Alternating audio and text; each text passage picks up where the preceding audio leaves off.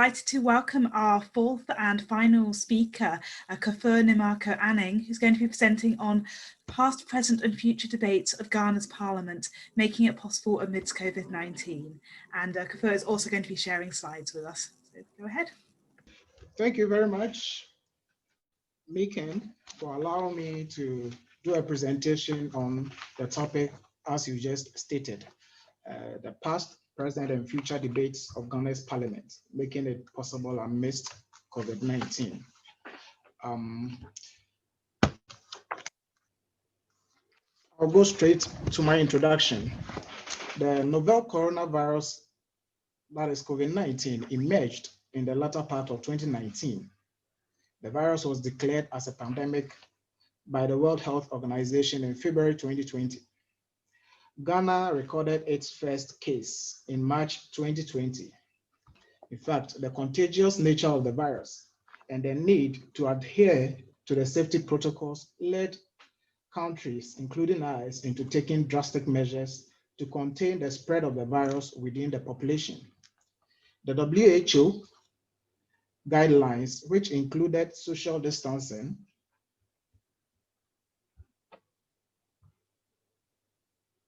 hand washing, wearing of face masks, avoiding contact with infected surfaces, and also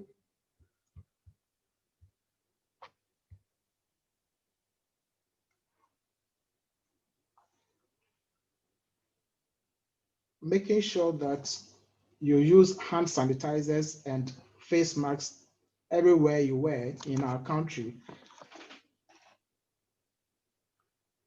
disrupted the traditional way of doing things, particularly for legislatures like ours.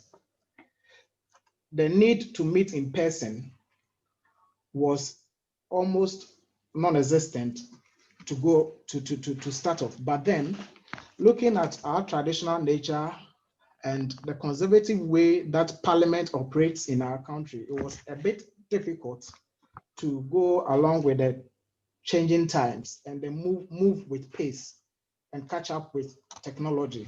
As Lord Norton and Megan initially stated, virtual Parliament, I reckon, from Lord Norton and Megan's presentation really helped the House of Commons in ensuring that the presentations were smooth, the deliberations in the House were smooth. However, Ghana's Parliament needed to go by the traditional social distancing platform, in which, by so doing, the almost 275 members of Parliament could not be in the chamber at the same time. So there was the need, at least for some of the seats in our chamber block to be taken out, just so we can have adequate spacing for members to operate their business. Now, while Parliament faced severe threats of the spread of the pandemic amongst its population, there was also the urgent need to support the government to deal with the pandemic. And this Parliament did by helping government enact laws,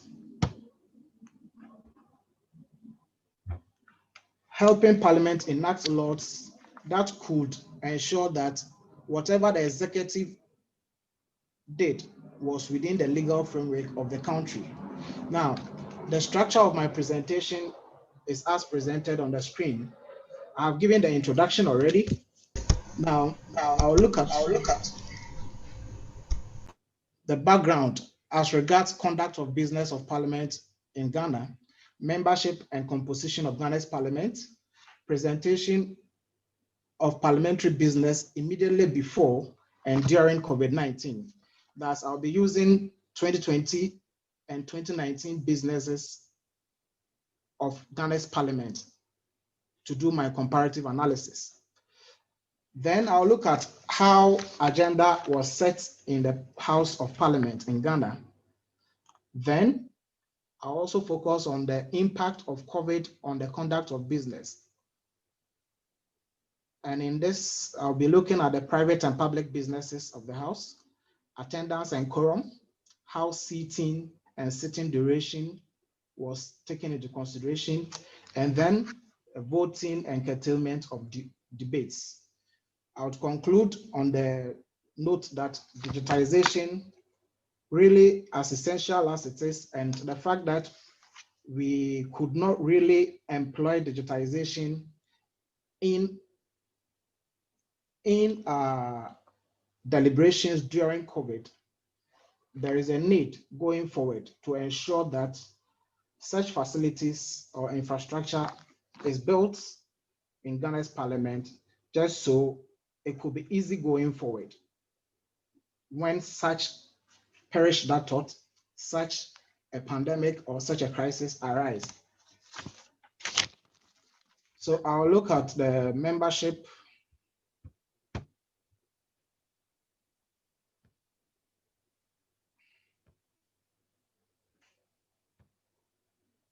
I'll look at membership and composition of Ghana's parliament. We have 275 members, and the majority has 169, whilst the minority has 106. The male to female ratio in the Parliament of Ghana is 238 to 37. Percentage-wise, we have about 86.5 male, while we have 13.45 or 13.45%. In an era where social distancing and other protocols are advised, how was the numbers, or how was these numbers managed in an enclosed setting such as ours, where the modern technology was virtually non-existent in the conduct of business? As I initially said, the numbers were significantly reduced. Not all 275 members were present. However, they could not even get access to contribution via a remote technology, that is a virtual technology that could have others who were not present in the chamber to have access to whatever business that was going on to be able to participate in.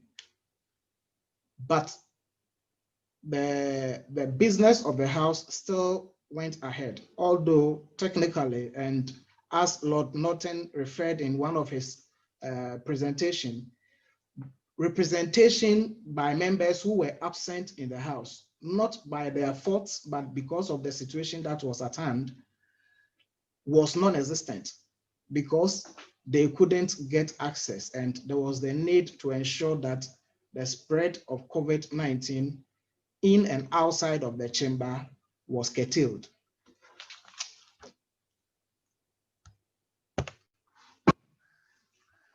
This is a visual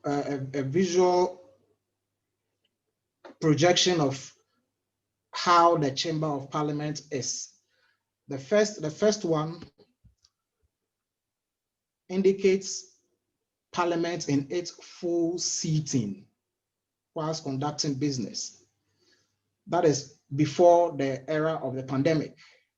The second one looks about or projects how the seating was done just to avoid the spread of the COVID. And it is significant to emphasize that looking at that seating, majority of the people or the majority of the members of Parliament could not get access into the chamber to transact business. Businesses most likely would be transacted on their behalf by their leadership mostly, and sometimes heads of the various committees who usually would present their reports, the reports that they might have done during committee meetings and agreed on same. So the whole COVID really impacted on legislative business, in that the next slide I'm going to share talks more about how the COVID pandemic affected private business of the House more than public business, and I'll explain. If you look at the data that I have just projected, underneath it we have questions, we have statements, then we have motions for loans, treaties and agreements, for conventions, and then bills. You would realize that the one in questions and statements, which are usually tools employed by members to advocate for constituency-specific developments from 2019 was a bit high. But when it came to the era of the pandemic, during the first and second meeting, it was heavily reduced. But then when you switch to the last two, that is motions and bills, you would see that rather motions for 2019 and bills for 2019 as compared to motions and bills for 2020 were on the high side. The correlation then is during the COVID pandemic, you would realize that private tools or private businesses sort of dropped while public businesses were on the increase. That is how COVID impacted on individual members using private tools to ensure that constituency-specific questions, constituency-specific needs were resolved as compared to the general national specific issues like national loans, treaties and conventions that need to be ratified in the House, bills that seek to resolve issues regarding COVID, like the COVID Trust Fund that was enacted to ensure that the downtrodden and those that really were below the poverty line could be helped was rather the focus of the Parliament during the pandemic. Now, attendance and quorum. According to our standing orders, when Parliament starts sitting and 10 minutes into sitting, one third of the 275 people are not in chamber. A member could draw speaker's attention to ensure that either they whip up support to bring in members to fill the chamber or the House adjourned. Now, this tool before COVID was very much in use. The House could be adjourned after 10 minutes if we couldn't get 1/3 of members in Parliament and sitting. But during COVID, because of the nature of the pandemic and the health protocols that were given to try and salvage the situation, there was consensus not to really employ the tool of quorum to adjourn the House. So members built consensus and sort of ignored the tool of COVID in ensuring that even if there were about 10 or 20 people present and sitting, there was a need to continue business, and really business was conducted. Now, for sitting, and I've talked about seating, but for sitting duration, because we employed the traditional way of doing business in the House and didn't employ the virtual participation model, the Ministry of Health and the Ghana Health Service advised that sitting duration really do not exceed 2 hours without a suspension or an adjournment. And I observed that that was fully adhered to. Mostly the House will sit, and after 2 hours, there will be a suspension if the business for the day had not been exhausted. And if by then the business of the day has been exhausted, the House will adjourn for till the following day. But mostly the House could suspend for once or twice in a day to ensure that the room or the chamber is disinfected to avoid any spread of the contagious disease. Just Now, to say, voting. we're running a bit low on time, so Okay. just a couple more minutes if you Yes, can. I have about 2-3 slides. I'll be finishing very soon. Thank you so Voting much. and curtailment of debate. Now, for voting, I reckon that Lord Norton and Megan talked about the fact that electronic voting was made possible.